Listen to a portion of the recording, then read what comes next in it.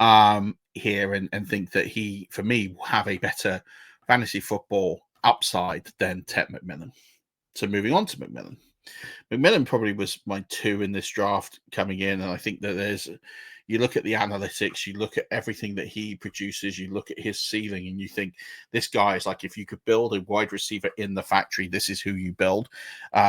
Brilliant at getting up and making plays, and he's been drafted very high in the NFL draft as a result of that. You've got a real playmaker, you've got an offensive head coach in Dave Canales who is craving out for a weapon. There's no real competition on the roster.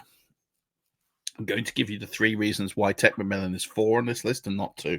1 is the quarterback. I just don't think that they are there, Bryce Young and this offense, at being dynamic enough at putting up enough points.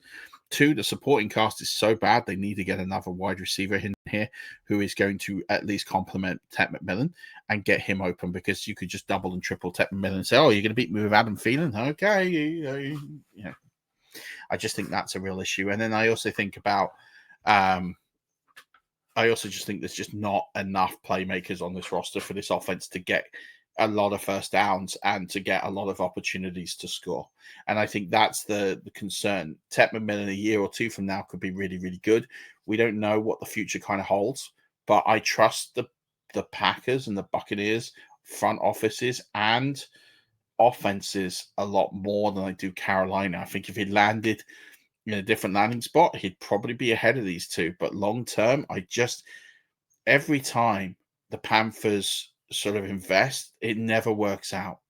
It's not a smirch on the Panthers, but they invested all that in Bryce Young and he hasn't moved the needle. They've invested lots and lots of pieces and it doesn't ever really work out for them. So that's what I still think. And then look, I've still got him in my potentially elite tier, but I just think there's more inherent risk to Ted McMillan getting to that ceiling than there is.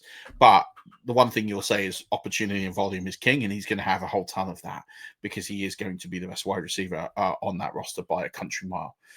And I've kept Luther Burden, who I actually had number 1 at the start of all of this before the start. And that's because I didn't know about Travis Hunter. I did caveat that Travis Hunter for me was the hardest player to evaluate. I've still got him in this elite tier.